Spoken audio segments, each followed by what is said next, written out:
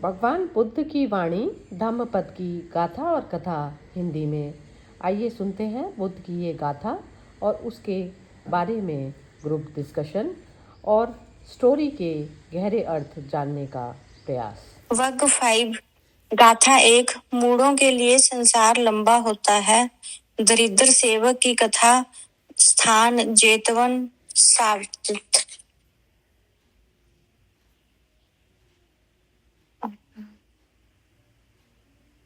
महाराज पंसे नदी पर सेंजित एक समय नगर का भ्रमण कर रहे थे। उनकी दृष्टि एक औरत पर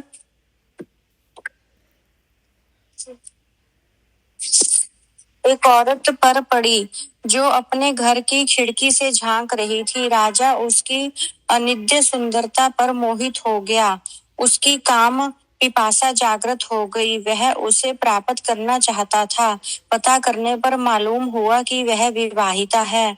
अस्तु उसने अपने पति को महल में तलब किया और उसे एक ऐसा काम सौंपा जो होने वाला नहीं था, व्यर्थ का था। उसे कुमुद कमल के फूल और अरुणावली लाने का हुक्म दिया। ये दोनों वस्तुएं नागों की भूमि में ही मिल सकती थी और उसका वहां पहुंचना एवं आना कतई संभव नहीं था। राजा का अभिप्राय सिर्फ इतना था कि उसके बहाने वह उसका कत्ल कर देता और उसकी औरत को अपनी औरत बना लेता। अस्तु राजा ने आदेश दिया कि शाम को स्नान के वक्त किसी तरह से उसे वापस आ जाना है। कुमुद कमल के फूल और अरुणावती के साथ अगर ठीक समय पर नहीं आएगा तो मृत्यु दंड पाएगा। औरत के पति का नाम दुग्गत था। दुग्गत ने राह चलते एक राहगीर को अपने साथ भोजन कराया और कुछ चावल नदी में फेंके और जोर से बोला, हे इस नदी के रखवालो, देवो, यक्षो, सुनो। राजा पसेनदी ने मुझे कुमुद कमल के फूल और अरुणावती लाने का हुक्म दिया है। मैंने अपने भोजन में राहगीर को शामिल किया है, हिस्सा दिया है। मैंने नदी में मछलियों को भी भोजन दिया है। मैं अपने अच्छे कर्मों में आपको भी भागीदारी देता हूँ। कृपया मुझे कुमुद कमल के फूल और अरुणावती दे दीजिए। उन यक्षों के राजा ने जब यह सुना तो वह बहुत प्रसन्न हुआ और उसने उस व्यक्ति को कुमुद के फूल और अरुणावती लाकर दे दिया। राजा पसेनिधि ने सोचा शायद वह व्यक्ति शीघ्र ही वापिस आ जाए, इसलिए नगर के द्वार बंद करवा लिए। जब दुग्गत नगर में पहुंचा तो उसने देखा नगर के सारे रास्ते बंद हैं। उसने अरुणावती को महल की दीवार पर रख दिया और फूल को पृथ्वी पर रोंप दिया और जोर से बोलने लगा, अरे नागरिकों सुनो, मेरे साक्षी बनो। आज मैंने राजा के द्वार सौंपा गया यह असंभव कार्य समय पर कर दिया है, परंतु राजा पसेनादि बिना किसी औचित्य के मुझे मारना चाहता है। यह कहने के बाद वह जेतवर विहान की ओर चल पड़ा जहाँ सम्यक सबुद्ध विराजमान थे। वह वहां जाकर भिक्षुओं के पास भय से त्रस्त हुआ सोता रहा। कामात राजा रात भर सो नहीं सका। करीब आधी रात्रि के समय उसे विभिन्न तरह की आवाजें सुनाई देने लगी। राजा भयभीत हो गया। अगली सुबह रानी मल्लिका की सलाह पर वह सम्यक बुद्ध के पास गया। उसने भगवान को बताया, भंते आज की रात बहुत लंबी जान पड़ी। उसी समय उस दरिद्र उपासक ने भी अवसर पाकर कहा, भंते मुझे कल योजन भी बड़ा लंबा जान पड़ रहा था। भगवान बुद्ध ने दोनों की दशा देखी। राजा की मनोदशा जानकर उसे बताया कि रात्रि की ये आवाजें घनी श्रेष्ठ के उन 4 जनों की थी जिन्होंने कश्यप बुद्ध के समय दूसरे लोगों की औरतों के साथ गमन किया था।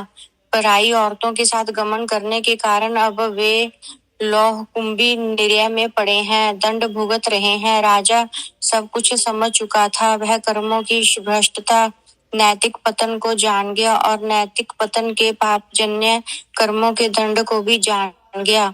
भगवान तथागत ने धर्म पर विजय लिया और बोले, एक को रात लंबी होती है, एक को योजन लंबा होता है, किंतु मूढ़ों के लिए संसार लंबा होता है।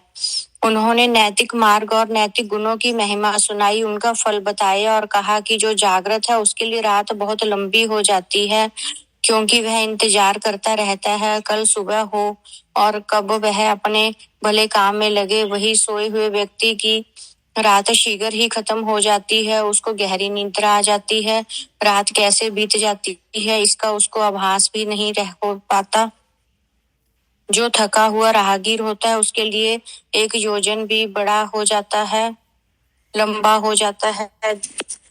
जो सद्रम को नहीं जानते हैं, ऐसे मूर्खों की जन्म जन्मांतर यात्रा, संसार की यात्रा लंबी हो जाती है। इसलिए व्यक्ति को सजग रहकर नैतिकता पूर्ण जीवन जीते हुए शुभ कर्म करते रहना चाहिए। इस पर तथागत ने यह गाथा कही। हो गया? हाँ नहीं, पढ़ो दीगा गाथा पढ़ो। अच्छा, गाथा तो दीगा जाग्रतो रति दीगम संतस्य योजनम दीघो बालानम संसारो सद्रम अभिजानतम। जागने वाले को रात लंबी होती है, थके हुए के लिए योजन लंबा यात्रा होता है। सद्रम को ना जानने वाले मूढ़ों के लिए संसार चक्कर लंबा होता है। वैसे तो ये इसमें जो बुद्ध ने बताया ना कि ये सधर्म को नहीं जानने वालों के लिए संसार चक्र लंबा होता है, तो लंबा तो वैसे नहीं होता, क्योंकि उनकी तो एक जीवन में आकांक्षाएं पूरी नहीं होती। तो चक्र लंबा मतलब ये होता है कि वो जो अपने आप से मिलन होता है ना, जो इंसान का जो जागृत स्टेट में जो आता है, तो वो चक्र लंबा हो जाता है, क्योंकि उनकी अभी अटैचमेंट चल रही होती है ना। तो ये जो चीज बता रहे हैं इसमें, तो ये जो आवाजों का जो ये चक्कर बता रहे थे उसके लिए, राजा के लिए, कि राजा ने जो सुनी, तो जैसे ये नेगेटिव पावर्स होती है ना, जैसे जो इस प्रकार की योनियों में भुगत रहे हैं, एक तो ना शरीर का ताप होता है, एक मन का ताप होता है। तो मन से भुगतता है इंसान ज्यादा। तो जो जिस मनुष्य के मन में कामनाएं बैठी है ना, तो कामनाओं के कारण जो मनुष्य उसमें, तो वो जैसे एक कहते हैं ना, सारा ही विस्तार टोटल एक ही आत्मा का है। तो एक ही एनर्जी जैसे हमारे अंदर, सबके अंदर फ्लो कर रही है। तो जिनके साथ में ये घटनाएं घटी, जिन्होंने मन पे अपने काबू ना करके और इस तरीके की हरकतें की, तो उनके साथ में जो है, तो वो चीजें जो है राजा के मन को सुनाई दे रही हैं, क्योंकि हम अंदर से सारे जुड़े हुए हैं एक दूसरे के साथ में। तो ये कहते हैं ना, जैसे अवेकनिंग टाइप किसी तो हुई उसे भी, कि ये जो है अननेसेसरी मुझे है पूरी रात क्यों नहीं आ रही है। नहीं, तो ये मतलब इसमें ये जो चीज बता रहे हैं, तो वो सारा अपना ही मन का खेल है। एक बार तो जैसे मन जब कभी भी गलत उसमें जा रहा होता है, तो एक जो हमारा जो साक्षी तत्व जो जागा है ना, तो उसको पता तो सब चल रहा होता है ना, कि ये जो चीज है गलत कर रहा है, ये मन गलत कर रहा है। तो अब जब तक हम अटैच होकर जब देख रहे हैं ना, दृष्टा भाव से, दृष्टा भाव एक तो अटैच वाला होता है, एक नॉन अटैच वाला होता है। तो नॉन अटैच वाला तो नहीं है अभी राजा का, लेकिन अटैच वाला भी दृष्टा तो एक जागृत वाली अवस्था तो होती ही है ना, हर मनुष्य की होती है। कोई भी जो बुरा से बुरा भी काम कर रहा होता है, वो इतना अंधा नहीं होता कि वो बिल्कुल ही ब्लाइंड ही हो गया। तो उस प्रकार से राजा ने भी ये चीज देख पाया, तो कि है, तो वो बुद्ध के पास भी किस लिए गया? बुद्ध के पास नहीं जाता वो, तो यदि उसको ये आवाजें भी आ रही थी ना, तो वो बुद्ध की शरण में किस लिए गया वो? तो ये समझदारी का प्रतीक है कि वो जो है शरण भी उसने किसकी ली, जो ये आवाजों से पीछा अपना छुटाना था, तो उसने शरण ली बुद्ध की। तो बुद्ध ही उसकी समस्या का, तो इतनी चीज की तो उसको भी समझ थी ना। तो इस प्रकार से जो है, ये जब तक हमारी ये समझ का जो तत्व है, जो हमारा जागृत वाली जो स्टेट जो हमारी रहती है, जो मनुष्य कोई भी गलत काम से पहले यदि उस चीज की प्राप्ति कर लेता है अपने जागृति वाले तत्व की, तो फिर वो बुरा करने से रुक जाता है। लेकिन अब जो बिल्कुल ही ब्लाइंड ही हो गया, जिसने एकाकार कर लिया, सपोज कीजिए कि वो जो है नहीं आ पाता, तो वो अपने उसमें सक्सेस हो जाती ना उसकी, तो वो ऐसा होता था कि सक्सेस हो जाती, वो उसकी मतलब जो वाइफ थी उसको ले लेता। अब वो चीज नहीं हुई, तो वो कहीं ना कहीं क्या है, अपना जो है कर्मों का, कर्मिक अकाउंट का भी जो है इसमें चलता है, कि जो जागृत तत्व की तरफ पर मेरी जाने की इच्छा तो नहीं है, लेकिन फिर भी कुछ ना कुछ पुण्य कर्म से जो है आपने जो कुछ जिंदगी में अच्छे करे होता है, तो वो चीज जो है आपको बचा लेती है। तो कहीं ना कहीं 1% आत्मा जो है ना जागृत अवस्था में होगी उसकी, जो राजा की। मुझे ये वाली चीज़ जो है समझ में आई इसमें स्टोरी में। बाकी सब बताएंगे। तो ये जिन्होंने 2-3 ने तो सुनी नहीं है कंप्लीट। हाँ नीलम जी जरा आप बताइए, जरा हर्षा जी को थोड़ा हिंदी में प्रॉब्लम है, तो आपके बाद में, आपकी कमेंट के बाद में बताएंगी ये। इसका सारे का जो सार है वो ये है कि असत्य पे सत्य की जीत होती है। राजा के दिमाग में असत्य था, गलत काम करने की इच्छा थी, और उसका जो पति था वो सत्य की ओर था। वो अपनी पत्नी को बचाना चाहता था, उसको सारा योजन पता था राजा का क्या है। तो उसने फिर चावल फेंके और खाना राहगीर को खिलाया। इस तरह से उनको अपने साथ लेके अपनी तरफ करके, और फिर सारे जो उस दीवार पे खड़े होके बाकी जो शहर के लोग थे उनको आवाज दी। और फिर उसके दिमाग में ये बुद्धि आई कि मैं महात्मा बुद्ध के पास जाऊं और अपने को बताऊं। तो हमेशा ही जो शुभ कर्म करते हैं उनको कहीं ना कहीं से रास्ता, सही रास्ता मिल ही जाता है संकट में। तो ये वही रावण और राम की आप गलत रास्ते पे चलेंगे तो आप हारेंगे, और अच्छे रास्ते पे चलेंगे तो कहीं ना कहीं से आपको सहायता जरूर मिल जाए। जय श्री कृष्ण। बहुत ही सुंदर बोला है आपने नीलम जी, बिल्कुल करेक्ट बोला, बिल्कुल बहुत ही बस जय श्री कृष्ण। हाँ बहुत ही जबरदस्त बोला नीलम जी, आपने बहुत ही अच्छा बोला है, जबरदस्त सटीक बोला है, सटीक कि सत्य जो है रास्ता अपने आप जो है खुलता चला जाता है, सत्य का रास्ता।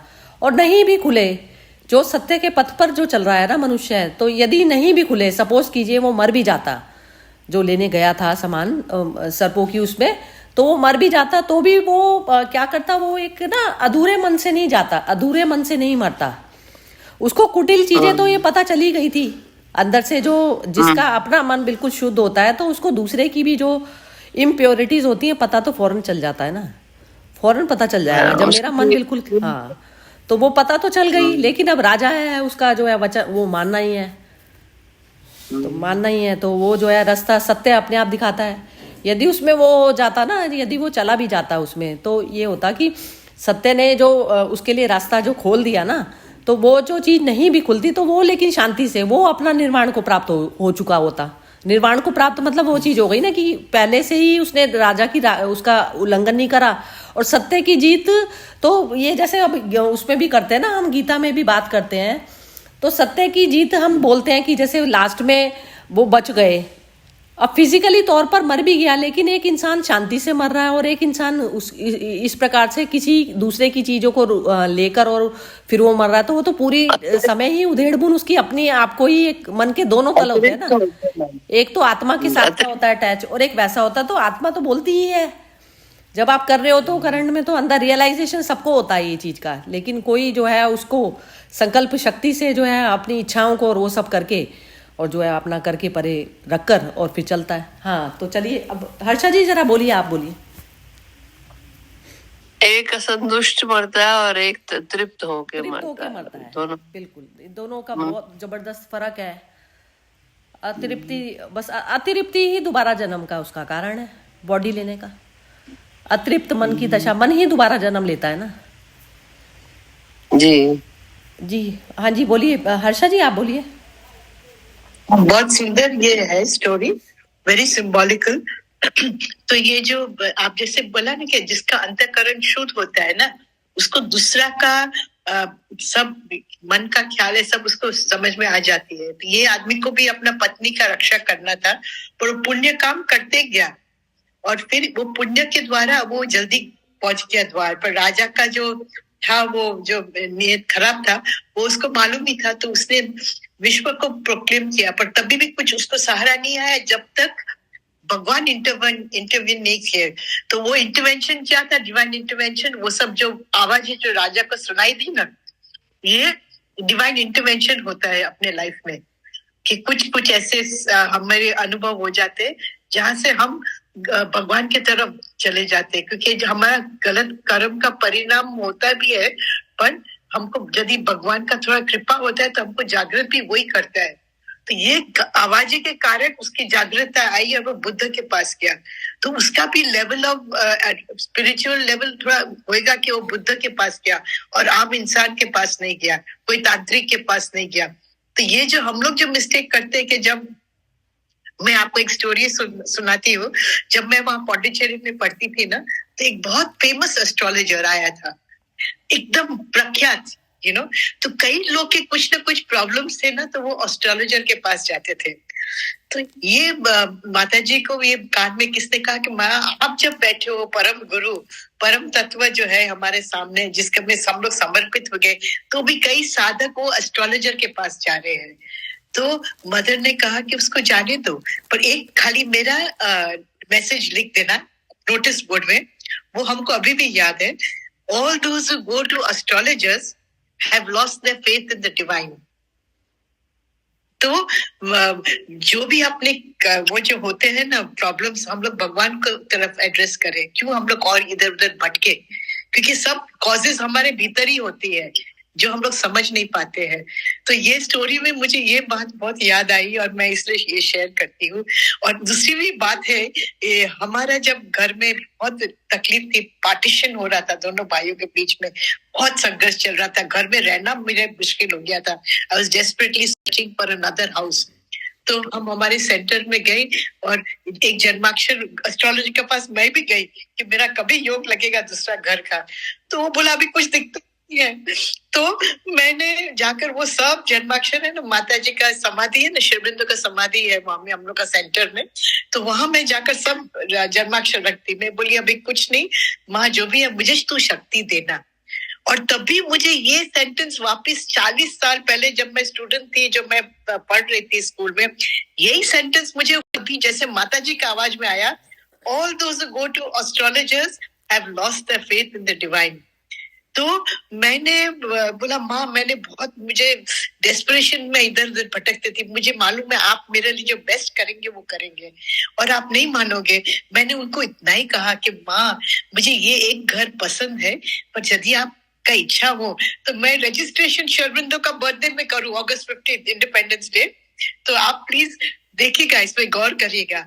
आप नहीं मानोगे, मैं घर पहुंची July 8, 1997, और ये जो ओनर है जो हम लोग जहां मैं रहती हूँ, उसका फोन आया कि दीदी आप आइए, घर आपका, नो ब्रोकर नथिंग। तो ये जो होता है, और मुझे घर की चाबी कभी मिली, शेरबिंदु का सिद्धि दिवस November 24, हम लोग उसको शेरबिंदु का सिद्धि दिवस कहते हैं, जब भी उनको बहुत अच्छा एक्सपीरियंस हुआ था, तो वो दिन मुझे घर की चाबी मिली। तब भी मुझे समझ में आया कि divine really takes care of you if you have faith. तो ये जो इनका भी जो ये जो राजा का था, उसका तो समझो ना कि पूरा बेड़ा पार ही हो गया पूरा। मेरा राम जी करेंगे बेड़ा पार, है ना, उसका भी बुद्धा ने बेड़ा पार कर दिया। क्योंकि जब तकलीफ में होते हम लोग किसके पास जाते हैं, वो बहुत मुख्य वस्तु है। और भगवान कुछ सिग्नल्स भी देते हैं पर हम समझ नहीं पाते हैं। पर यदि हम लोग हमेशा हाईएस्ट गाइडेंस के पास जाए, जैसा आपने बोला ना, आत्मस्थिति से कुछ देखे तो कई प्रॉब्लम अपने आप सुलझ जाएंगे, ये मुझे समझ में आया। हाँ बिल्कुल ठीक है।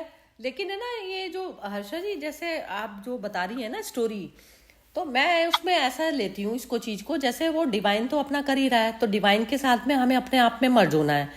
तो जैसे ये जो मदर के पास जाने पर जो आपकी ये चीज़ पूरी हुई, मैं नहीं पूरे होने के हिसाब से कह रही हूँ, हर चीज़ मैं ये कह रही हूँ कि मदर के जाने के बाद भी नहीं पूरी होती, जो हमारे उसमें नहीं है वो नहीं होगा, नहीं होगा। चीज जो चीज हमारे उसमें नहीं आ रही, जो मेरी नहीं है वो नहीं होगी, तो नहीं, ये सही है भी। हाँ, ये मतलब इसमें क्या होता है ना, कई बार हम लोग ना भ्रमित हो जाते हैं कि गुरु ने कह दिया और गुरु ने कह दिया तो हो गई वो बाई चांस चीज, तो हम उसको गुरु को श्रेय देते हैं उस चीज का कि गुरु ने ये करवा दिया।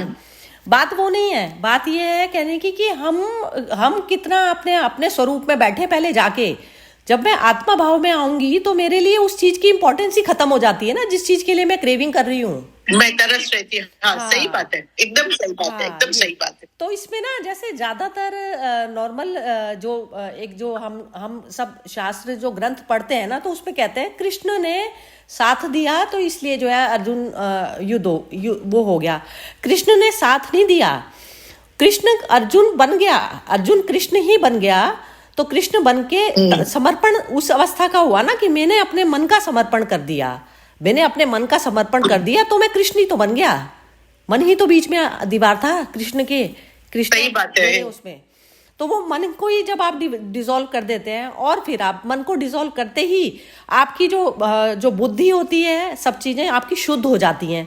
अब आप जो भी डिसीजन लेंगे तो उसमें आप कहते, उसमें भी पता क्या होता है, 100% बुद्धि काम करा, और उसके बाद में भी हो जाती है चीज ठीक है, और नहीं हो जाती है तो ठीक है, मैंने अपना बुद्धि से 100% लगा के अपना कर दिया। तो वो एक सेटिस्फेक्शन जो लेवल जो एक आत्मा में मर्ज होने के बाद में जब हम एक्शन करेंगे, तो वो आत्मा में मर्ज आप चाहे खुद हो लीजिए या फिर वो जो है, तो वो क्या है कि यदि मदर के कहने पर या आशीर्वाद, मदर तो जानती थी कि आपके मन से डोमिनेट हो रही हैं आप, और आपका जाने का कारण भी मदर के पास में यही था। तो यही था, तो मदर को तो पता होती है ये चीज, ऐसा नहीं है, वो उनका मन का उनको पता होती है ये, कि ये मन की डिजायर के कारण जो है ये मेरे पास में आई है। तो वो डिजायर को ही इतना अनइम्पोर्टेंट कर देंगी कि आपका जो है मन फ्री हो जाएगा। अनइम्पोर्टेंट, सही बात। मेरे से ऊपर नहीं है ना, कुछ भी चीज मेरे से ऊपर नहीं है।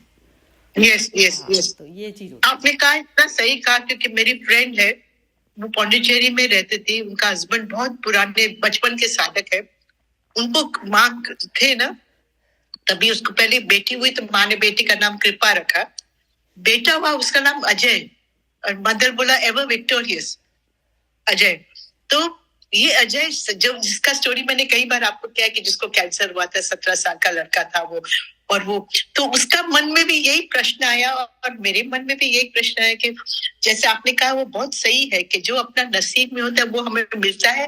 वो बच्चा भी हमारा नसीब में नहीं था, तो इतना साल ही हमारे साथ रहा, 17 इयर्स का वो पौंडीचेरी में वो गुजर गया, और माँ भी अभी भी उधर ही है। पर प्रश्न यही उठती है कि गुरु के सानिध्य में रहकर भी जो हमारा नसीब और कर्म में लिखा था उसको गुरु भी टाल नहीं सकता है, काट नहीं सकता, लेकिन वो मन से वो हटा देता है तुम्हें कि मन तू अपना शरीर में मत लगा ना, ये तो इंस्ट्रूमेंट की तरह से थोड़े दिन के लिए। जैसे रामकृष्ण परमहंस को तो वो जो है कितना बोलते थे ना कि जो है आप उस पे जाइए, विवेकानंद को बोला, नहीं विवेकानंद को बोला, किसको बोला, तो वो विवेकानंद को बोला था कि तू जा देवी के उसमें मांग, उनके पास में वो रोज की भी नहीं होते थे ना, पैसे नहीं होते थे, किसके पास था, कुछ ऐसा स्टोरी थी ना। तो उसमें वो जाते थे, वो कहते थे देवी के आगे जाकर मैं तो मांग ही नहीं पाता, कुछ ही नहीं मांग पाता, गले की कैंसर था जो, हाँ यही था कि विवेकानंद ने बोला था कि आप जाते क्यों नहीं, कुछ ऐसा था। तो वही चीज थी कि वो शरीर के लिए नहीं मांगते, बुद्ध पुरुष नहीं मांगते, शरीर के लिए नहीं मांगते, तो शरीर के लिए ही नहीं मांग रहे जब आप, तो वस्तुएं तो बहुत दूर की चीज हो गई मतलब ये है कहने का। तो सही बात है, नहीं सही बात है, हाँ, एकदम सही बात है। तो ऐसा नहीं होता कि गुरु जो है कर पाता है वो, क्योंकि शरीर भाव से ऊपर उठाना गुरु का काम है। यस यस, हाँ जी, अनामिका जी बोलिए आप। हाँ सही था जी, उसमें यही समझ में आया कि मतलब जो मन है, मतलब कुछ भी गलत विचार या जो भी डिजायर आया, अच्छा बुरा जो भी है, अगर उस टाइम पे अगर हमारे पास मतलब दृष्टा भाव नहीं और वो हमारी मतलब डिजायर के पीछे अगर हम लोग भाग रहे हैं, तो जो हमारा ये संसार चक्र की यात्रा है वो लंबी होती जाएगी। और जैसे दृष्टा भाव अगर जागा, तो फिर मतलब जो भी हम मतलब कार्य करेंगे, तो मतलब वो कार्य जो है वो मन के थ्रू नहीं होगा, वो मतलब सेंटर के थ्रू होके जाएगा ना कार्य। तो शायद वो जो यात्रा है, मतलब जहाँ पे हमें पहुंचना, उस पे शायद हम जल्दी पहुंचेंगे, पता लगा ये स्टोरी सुनकर। हाँ, उसी क्षण पहुंच जाते हैं हम, उसी क्षण पहुंच जाते हैं, उसी क्षण पहुंच जाते हैं। सपोज कीजिए कि आपकी मृत्यु उसी क्षण हो जाती है, तो आप वो दृष्टा भाव में यदि बैठे हैं, तो एक तो ना दृष्टा भाव होता है अटैच वाला, कि आपकी चेतना जो है एक तरफ पे जागी हुई है और एक तरफ पर जो है सोया हुआ मन, आधा मन जो स्टार्टिंग पॉइंट जो संसार के साथ अटैच मन है वो जो है उसमें लिप्त है, और दूसरा जो है साक्षी मन जो है देख रहा है दृष्टा। एक तो दृष्टा होती है अटैचमेंट वाली, अटैचमेंट के साथ वाली, एक साक्षी विटनेस वाली अवस्था होती है। विटनेस की अवस्था ये होती है कि मेरे को इंटरेस्ट नहीं, बॉडीली कोई भी कार्यक्रमों में मेरा कोई इंटरेस्ट नहीं, तब साक्षी का जन्म होता है। तो उसमें क्या होता है कि तब आप जो है डिसीजन बिल्कुल परफेक्ट कर पाते हैं, तो वो बिल्कुल शरीर भाव से अलग वाली यात्रा होती है। हाँ जी, बहुत ही सुंदर बोला है लेकिन आपने। और वो जो लंबा जो चक्र का जो बोला है, चक्र भी बिल्कुल बोला। ये जो पुनर्जन्म भी जो इसमें गीता में भगवान ने उसमें जो बोला ना उसको कि जो लास्ट में मुझे याद करता है तो पुनर्जन्म होता है उसको। वो लास्ट में जो जिसको याद करते होता है तो वो वहीं पर जो है जन्म लेता है। जो मुझे याद करता है वो मुझे प्राप्त करता है। तो पुनर्जन्म कृष्ण के हिसाब से हर मोमेंट वाला है, हर मोमेंट में जन्म हो रहा है, हर मोमेंट खत्म हो रहा है, हर मोमेंट जन्म हो रहा है, हर मोमेंट वो हो रहा है। बॉडी की बात नहीं है, बॉडी तो सतत लेती चली जाती है, चेंजेस उसमें आते चले जाते हैं और बॉडी की डेथ को डेथ नहीं माना जाता। जो चैतन्य कौन से लेवल पर था उस चीज को डेथ माना जाता है। चैतन्य निकला या नहीं निकला, मिट्टी ने दूसरा रूप लिया, वो बात एक अलग है। पुनर्जन्म हाँ नीलम जी आप बोलना चाह रही हैं, बोलिए। सॉरी, बोल दिया मैंने, बता अच्छा, दिया। नहीं म्यूट था आपका। अच्छा, ऐसा लगा आपका अनम्यूट किया था ना आपने। चलो दीपा बोलेगी अब। हाँ दीपा, जरा ये पुनर्जन्म का जो मैंने बताया है अभी जरा बताओ जरा, ये क्या समझी। हाँ जी दीपा, चलो दीपा अवेलेबल नहीं है शायद। हाँ मोना तुम बोलो। मुझे तुम्हें कल ये जो एक तो वो कल भी बताया था ना मैंने। ठीक है बताओ क्या। हाँ जी, एक तो वो मतलब जो मतलब दिल से वो साफ होता है उसके लिए रास्ते अपने आप खुलते हैं। जैसे उसमें बताया कि मुझे फूल चाहिए, ये दरवाजा खुल जाए, तो अपने आप प्रकृति उसकी हेल्प करती है। जिसके मन में मन साफ होता है, कोई छल कपट नहीं होता। और एक ये जो संसारी व्यक्ति जैसे वो राजा का था, मतलब वो संसार में खोया हुआ, इस तरीके से उसकी नींद और ये जो दूसरा होता है उसकी नींद का डिफरेंस बताया। मतलब वो थोड़ा सा संसारी में मतलब नींद में सोता है। मुझे एक्सप्लेन नहीं करना आ रहा, लेकिन मैं समझ तो नहीं, बहुत सुंदर एक्सप्लेन कर रही हो तुम, बोलो। बहुत अच्छा मतलब जो मतलब होता है, जो मतलब इतना संसार में डूबा हुआ नहीं होता, उसकी नींद तो थोड़े टाइम में ही कंप्लीट हो जाती है। संसारी होता है उसकी नींद ज्यादा लंबी चलती है। हाँ बहुत अच्छा बोल रही हो, बहुत बढ़िया बोला। और ये बस बोल दी। हाँ ये ठीक बोला बिल्कुल। वो लंबी चलती है, ये लंबी इसी कारण चलती है कि हमने जो है उस शरीर से अपनी वो नहीं पाई, मुक्ति नहीं पाई, शरीर भाव से मुक्ति नहीं पाई। ये नींद वाली अवस्था होती है। और ये जो एक अच्छा मन जो बताया ना, साफ मन, तो वो मन का ही कार्यक्रम है। तो मन एक तो साफ वाला मन हो गया। साफ वाला मन तो अर्जुन का भी था, लेकिन अर्जुन को कृष्ण बनाने के लिए मन से पार वाली अवस्था पे जाना पड़ता है। बॉडी को बिल्कुल अलग, बॉडी माइंड को बिल्कुल छोड़ना पड़ता है। छोड़ के, और वो जैसे कहते हैं ना, सांप ने केचुली छोड़ दी अपनी, तो सांप ने अपनी स्किन छोड़ दी। तो स्किन छोड़ना मतलब होता है कि बॉडी और आप दोनों ही भावों से ऊपर हो गए। तो तब आपके हाथ में, मतलब जैसे कहते हैं, जैसे नेचर में हम ऐसा चलते चले जा रहे हैं, तो हमारा कौन से बर्थ में ऐसी वाली अवस्था आती है कि हम उससे अलग हो गए बिल्कुल, और हमें वो नहीं रह गई उससे, जरा सी भी मतलब अटैचमेंट नहीं है, ना बॉडी से ना माइंड से, कुछ भी लेना देना नहीं है उससे। जब नहीं लेने देने वाली अवस्था में परमात्मा ऐसा अपॉर्चुनिटी जो अर्जुन को दी थी ना सफाई कराने की, तो ऐसी अवस्था में तब होती है। तो वो बिल्कुल बुद्ध, मतलब बिल्कुल ही उससे पार वाली अवस्था में मनुष्य के हाथ में इतनी पावर आती है कि वो सामने जो है किसी पे तलवार चला पाता है, अपनों पर तलवार चला पाता है। वो घर में रहते हुए में भी होता है ये चीज। घर में रहते हुए में भी जब हमारा जो लड़ाई होती है बहुत जबरदस्त होती है घर में भी रहते हुए में। वो तलवार मतलब आंतरिक तौर की तलवार तो करनी ही पड़ती है। अब क्या होता है ना कि जैसे जब हमें एक बुद्ध पुरुष यदि घर में यदि रह रहा है, तो वो जो है खाली अपने लिए नहीं यात्रा कर रहा होता, वो दूसरों को भी जो है, वो दूसरों के भी रास्ते में अड़चन बना हुआ होता है। तो इसलिए उसका स्ट्रगल जो है एक नॉर्मल संसारिक स्ट्रगल से बहुत ज़्यादा बड़ा होता है, ये मतलब है कहने का। चलिए, और किसी को कोई कमेंट बोलनी है तो सब फ्री हैं, अपने हिसाब से बोल सकते हैं कोई भी। जय श्री कृष्ण। हाँ जी, बोलिए नीलम। ये गीता में भी आता है और रामायण में भी। ये कोई भी कार्य को पूरा करने के लिए पहले व्यक्ति का अपना पुरुषार्थ चाहिए होता है और फिर उसके ऊपर दैवी कृपा होती है। एक लाइन आती है ना गीता में, कर्ता करन, और फिर लास्ट में दैवी कृपा आती है, तब वो कार्य पूरा होता है। और ऐसे ही रामायण में भी जब ये सेतु बना रहे थे रावण की लंका की तरफ जाने के लिए, तो बहुत सब लोगों ने मेहनत करी, बहुत पतला सेतु बना। और अब ये सोच रहे हैं इतनी बड़ी सेना इतने पतले सेतु में कैसे जाएगी। तो क्या हुआ, भगवान राम आगे उस सेतु पे, और उसके बाद सारे जलचर उनके आसपास उनके चरणों में लिपट गए और इतना बड़ा सेतु बन गया कि सारी सेना पार हो गई।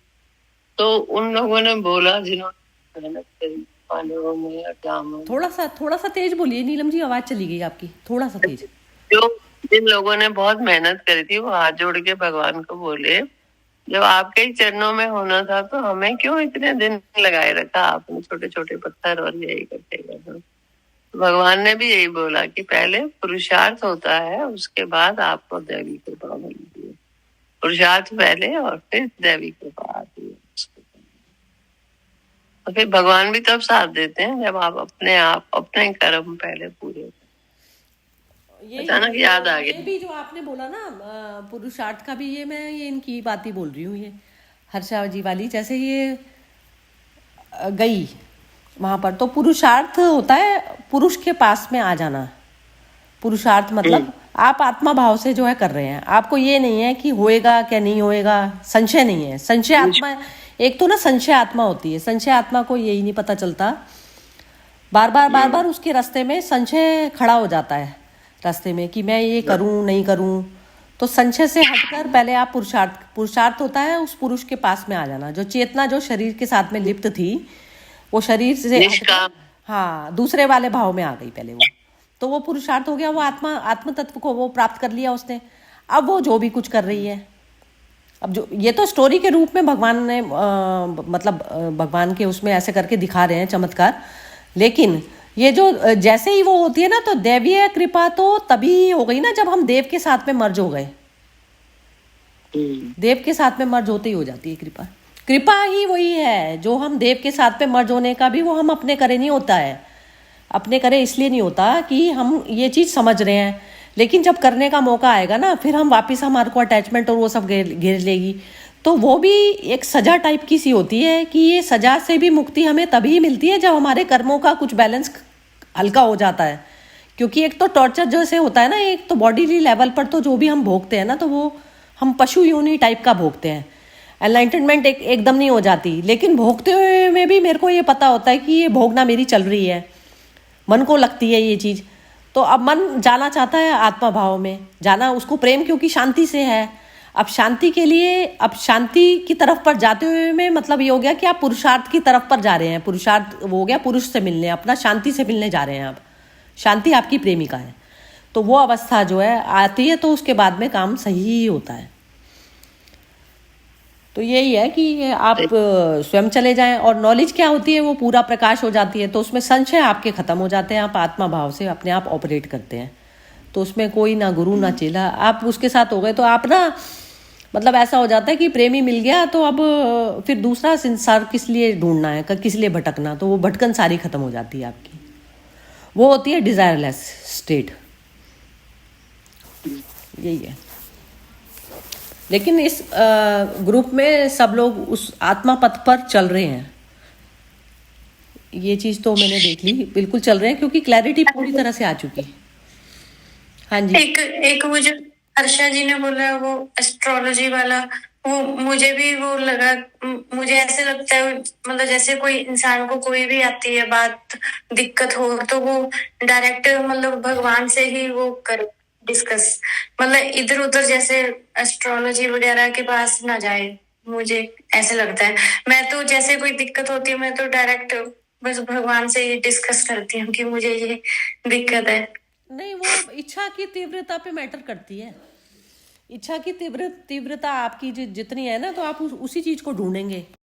हंगर आपको कराती है ना ये चीजें, आपकी हंगर कितनी है। नहीं पर श्योरिटी नहीं मतलब श्योरिटी ये है ना कि वहां से मतलब पूरा वो कॉन्फिडेंस होता है, एक विश्वास होता है, एक और किसी पे इतना विश्वास नहीं होता। हाँ हाँ, तो नहीं। वो तो बात बिल्कुल ठीक ही कह रही हो तुम, बिल्कुल ठीक कह रही हो। नहीं, ये अच्छी बात है यदि तुम स्टार्टिंग से ही जाती हो, लेकिन ऐसे वैसे घूम के जाता है इंसान। मैं भी जाया करती थी, और पता क्या था, जैसे मैं अपनी मदर, हमारे यहाँ तो वो था ना, टेम्पल था, तो वो सब लोग आते ही थे, एस्ट्रोलॉजर वगैरह सब आते ही थे घर में, तो बहुत दूर दूर से फेमस लोग आते थे। तो अब उसमें जैसे कभी कोई पूछने बैठते थे ना, तो मेरी मदर पता क्या कहती थी, उन्होंने तो सारी सबकी जो वो बनाई हुई थी ना, जन्म पत्रिका जो बनाई हुई थी, वही सब चीजें खत्म कर दी थी। वो खत्म कर दी थी, वो कहती थी कि किस लिए पूछ रहे हो, लेकिन हम लोग कर रहे होते तो वो हंसती थी हमारे ऊपर, क्योंकि हम मानते नहीं थे ना, उनका कहना तो मानते नहीं थे, हम दिखाते थे अपना, सब कुछ करते थे। तो वो चीजें जब समझ आती है, जब है ना, वो नहीं बिलीव करती थी, वो सबको एंटरटेन करती थी। वहां आता था तो जो भी कोई आता था, एंटरटेन करना, उसको चाय पानी पिलाना, सब कुछ था। लेकिन ऐसा वो अपने हाथ नहीं लेके बैठी उनके पास में, कभी भी नहीं किया, मतलब ऐसा नहीं किया। तो वो सब चीजें, जितनी श्रद्धा आपकी अपना उस तरफ पे बढ़ती है, तो ऐसा सिस्टम ना अपने आप ही आप दूसरे जंजाल से जो है ना मुक्त होते चले जाते हो।